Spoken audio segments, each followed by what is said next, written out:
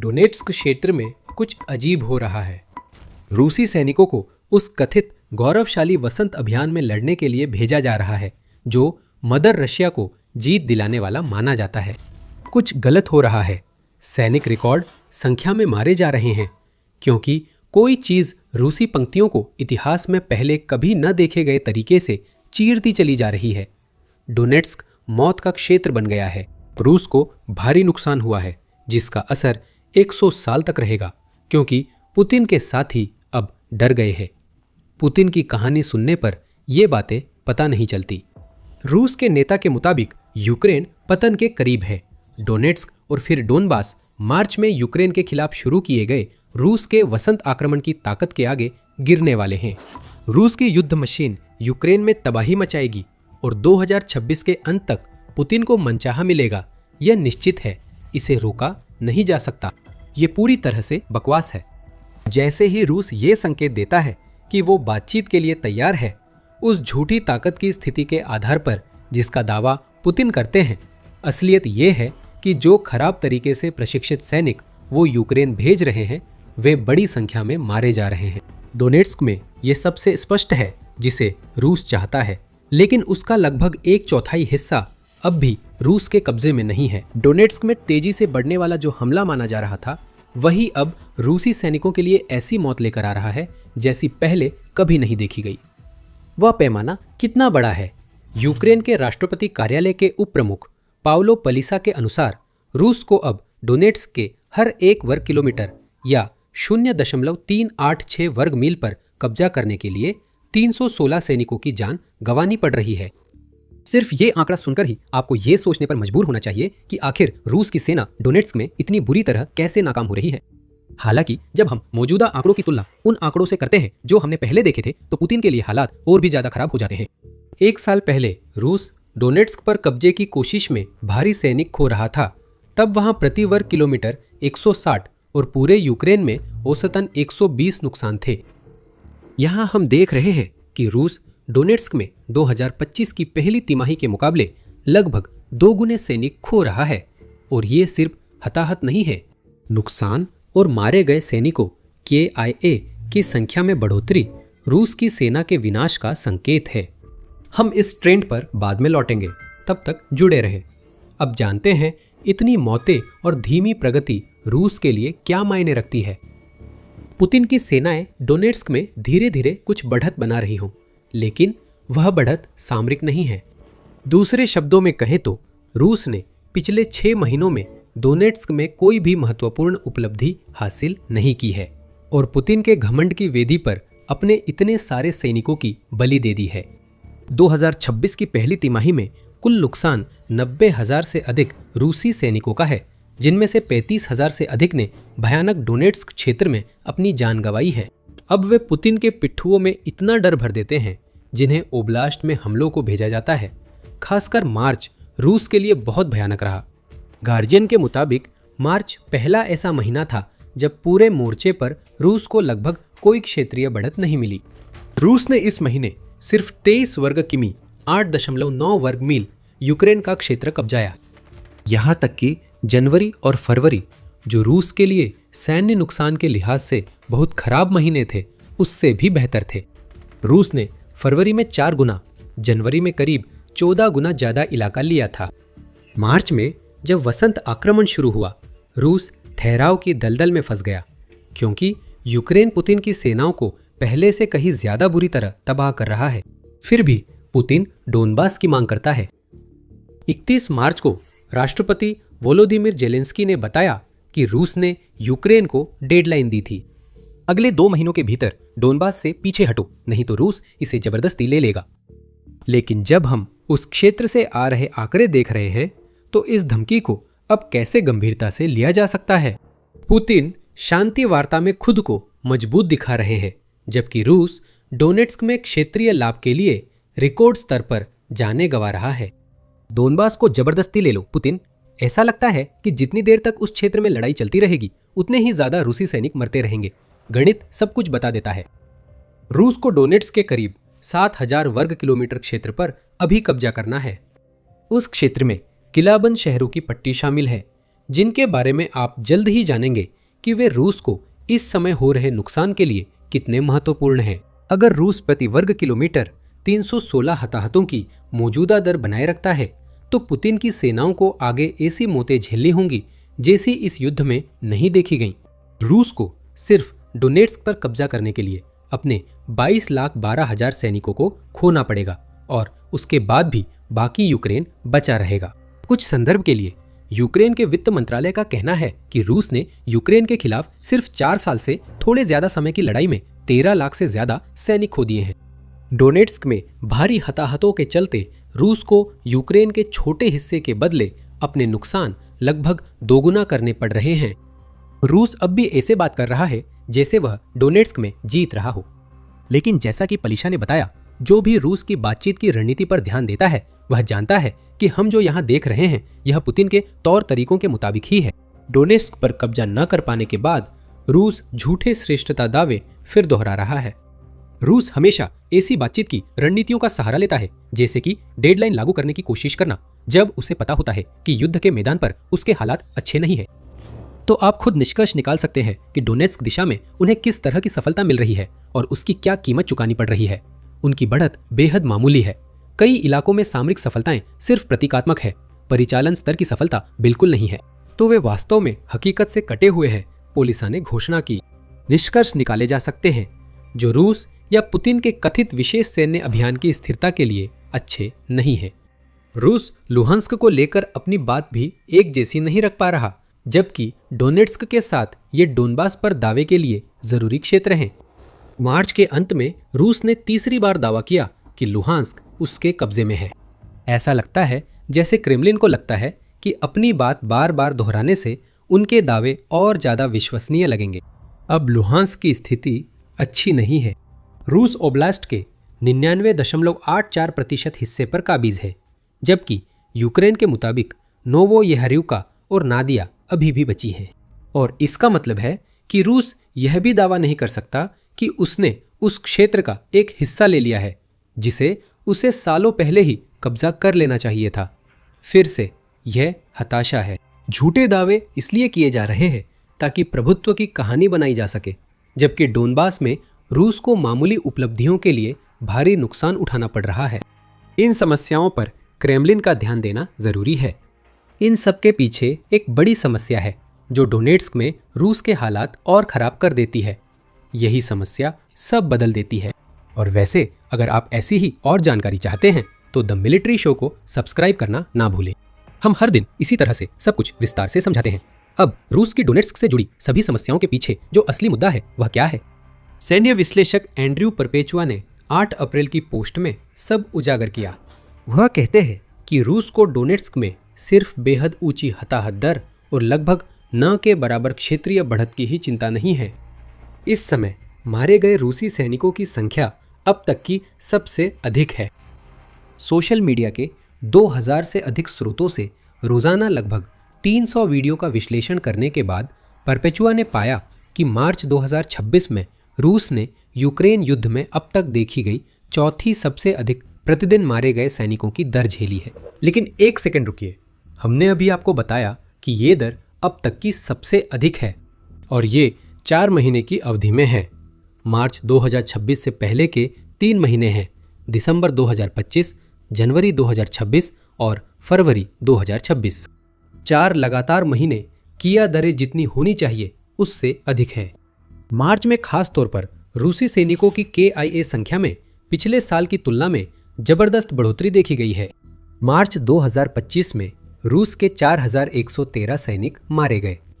मार्च 2026 में यह संख्या बढ़कर 5771 हो गई, जो कि 40% की बढ़ोतरी है और इससे KIA आंकड़ों में आमतौर पर वसंत के आते ही जो मौसमी गिरावट देखने को मिलती थी वह पूरी तरह खत्म हो गई है, क्योंकि यूक्रेन युद्ध वसंत में प्रवेश कर रहा है। जनरल विंटर और यूक्रेन ने दिसंबर से फरवरी में रूस पर बुरी तरह नुकसान पहुंचाया, लेकिन जैसे ही जनरल विंटर युद्ध के मैदान से हटा है, यूक्रेन इस कमी को पूरा कर रहा है और अब तक के किसी भी वसंत काल की तुलना में ज्यादा रूसी सैनिकों को मार रहा है।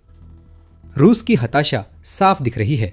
स्टारलिंक के नुकसान से पुतिन की सेनाएं अस्त व्यस्त हो गई। फिर पुतिन ने रूसी सैनिकों से टेलीग्राम लेकर हालात बिगाड़ दिए।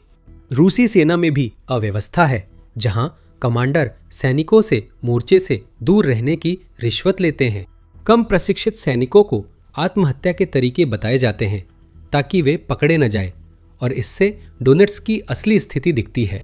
हालात और बिगड़ते हैं। टीवीपी वर्ल्ड के अनुसार मार्च लगातार चौथा महीना रहा जब रूस की स्वयंसेवक भर्ती उसकी हताहत संख्या से कम रही। उस खास सीमा को यूक्रेन द्वारा दिसंबर 2025 में तोड़ने के बाद जनवरी से मार्च 2026 के बीच रूस ने 85,000 सैनिक खो दिए, जबकि उसने केवल 80,456 की भर्ती की। इन आंकड़ों को रूस के मारे गए सैनिकों की दर से जोड़े तो और भी बड़ी समस्या दिखती है। अब पहले से कहीं ज्यादा रूसी सैनिक मोर्चे पर मारे जा रहे हैं। ये वे सैनिक हैं जो न अस्पताल जाएंगे, न ठीक होंगे, न फिर मोर्चे पर जाएंगे। वे जा चुके हैं, स्थायी रूप से खत्म हो गए हैं। ऐसे समय में जब रूस डोनेट्स्क में वसंत आक्रमण को बनाए रखने के लिए पर्याप्त सैनिकों की भर्ती करने के लिए संघर्ष कर रहा है, इसका मतलब ये है कि रूस अब पहले से भर्ती किए गए सैनिकों को, जो अपने घावों से ठीक हो चुके हैं, यूक्रेन में वापस भेजने में असमर्थ होता जा रहा है। ये अब संभव नहीं है। इनमें से बहुत से सैनिक मारे जा रहे हैं, घायल नहीं। और ये सब सिर्फ छोटी क्षेत्रीय उपलब्धियों के लिए किया जा रहा है, जैसे कुछ हो ही नहीं रहा। हर एक वर्ग किलोमीटर पर 316 हताहत होना अपने आप में ही बहुत बुरा आंकड़ा है।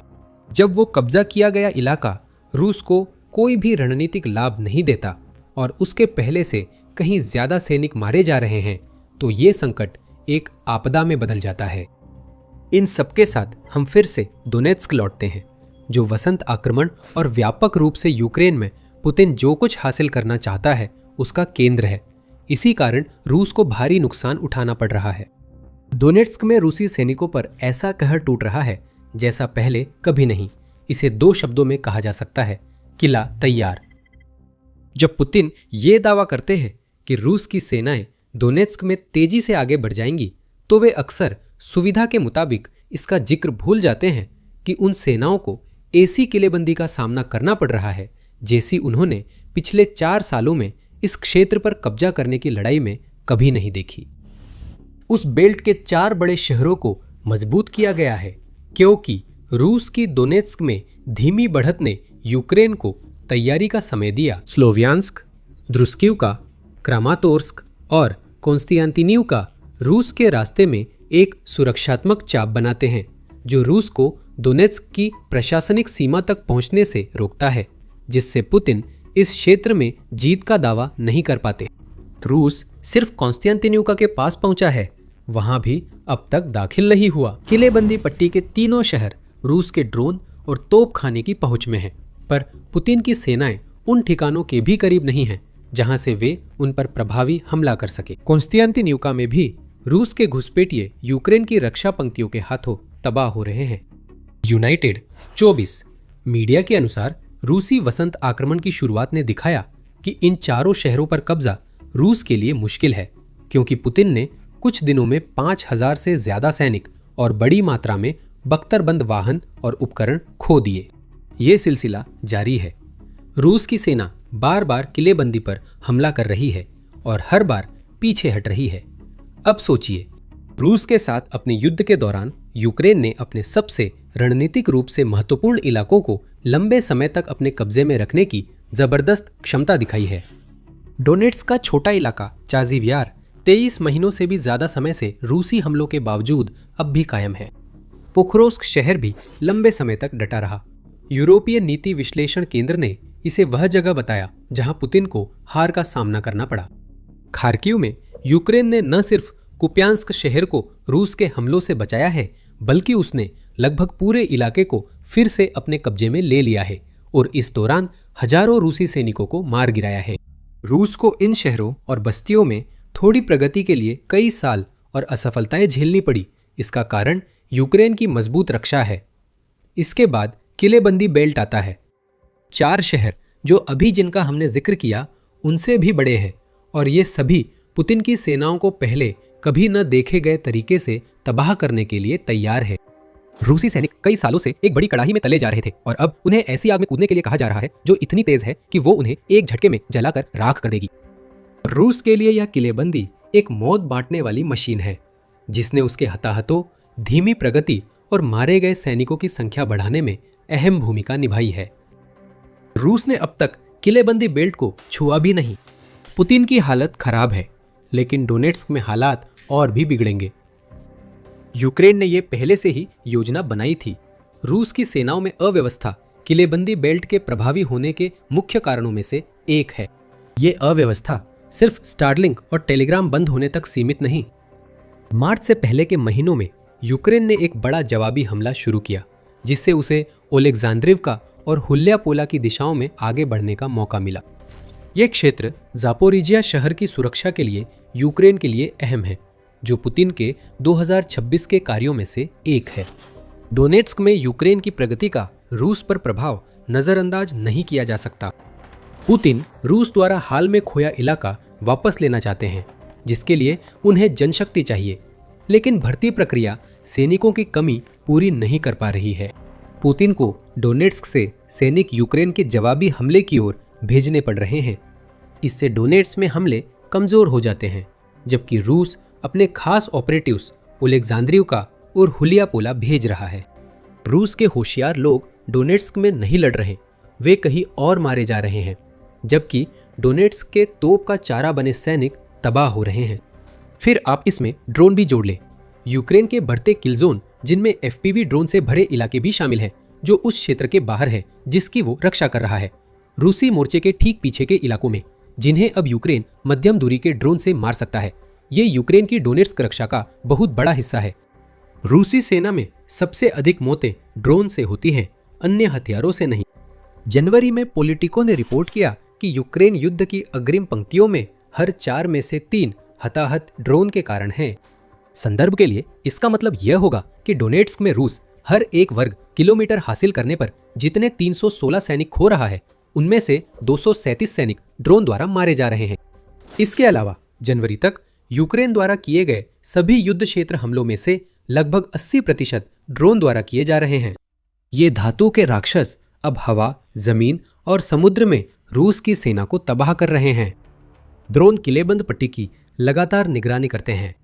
आसमान में हमेशा मौजूद ये निगरानी करने वाली आंखें रूस की सेनाओं पर नजर रखती हैं, जब वे घुसपैठ और आगे बढ़ने की कोशिश करते हैं। सैनिक या उपकरण दिखते ही एफपीवी ड्रोन हमला करते हैं।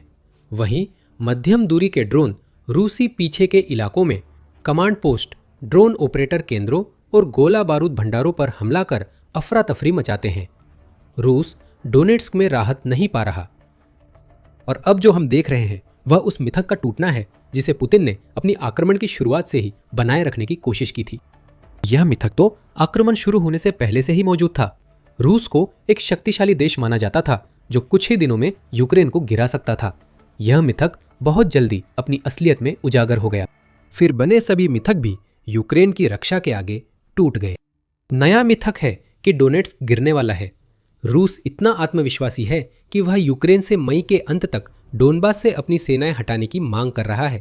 इस वीडियो में हमने जो कुछ भी बताया है वो दिखाता है कि यह मिथक क्यों उजागर हो गया है। डोनेट्स्क में रूस की जीत तय नहीं है। पुतिन पहले से कहीं ज्यादा सैनिक खो रहे हैं और वे ये नुकसान बहुत ही कम इलाकों के लिए उठा रहे हैं। रूस में जबरन भर्ती का खतरा है, लेकिन पुतिन ऐसा नहीं चाहते। उन्हें पता है कि जबरन भर्ती से देश में विरोध होगा, क्योंकि जनता पूछेगी कि कथित आसान जीत में 4 साल से ज्यादा क्यों लगे और अब ऐसे रिजर्व सैनिकों को क्यों बुलाया जा रहा है जो लड़ना नहीं चाहते। पलीसा कहते हैं कि रूस कुछ समय से गुप्त रूप से लामबंदी कर रहा है, लेकिन पारंपरिक जबरन भर्ती के लिए रूस के पास आवश्यक चीज नहीं है। मेरे अनुसार सबसे जरूरी वह विचार है जो समाज को एकजुट करे और जरूरी कदमों को सही ठहराए। पलीसा कहते हैं रूस में ऐसा विचार नहीं है, कोई एकता नहीं है। सिर्फ एक आबादी है जो एक पागल आदमी की मरने से पहले अपनी विरासत सुरक्षित करने की चाहत के लिए जितना सोच सकती थी उससे कहीं ज्यादा खो रही है। डोनेट्स्क अब पुतिन के लिए बड़ा कांटा बन गया है, और अगर वह कोई बदलाव नहीं करता तो उस क्षेत्र को कब्जा करने में उसकी नाकामी ही उसकी विरासत बन जाएगी। पुतिन के मरने के बहुत बाद तक, जब रूस उस युद्ध के परिणामों से जूझ रहा होगा जिसने पहले ही बहुत कुछ छीन लिया है। वसंत हमला रूस के लिए घातक हो सकता है, यूक्रेन के लिए नहीं। आपने अभी कुछ कारण देखे हैं कि ऐसा क्यों है। हालांकि उस हमले के पहले महीने के पीछे का गणित और भी ज्यादा खुलासा करता है। क्षेत्रीय बढ़त ढाने के साथ नुकसान तेजी से बढ़ रहे हैं और युद्ध नए खतरनाक चरण में पहुंच रहा है, क्योंकि निर्णायक मोड़ निकट है। हमारा वीडियो देखें और जानें। अगर आपको वीडियो पसंद आया हो तो द मिलिट्री शो को सब्सक्राइब करें ताकि यूक्रेन से सामने आए सबसे चौंकाने वाले आंकड़ों का और विश्लेषण देख सके। देखने के लिए धन्यवाद।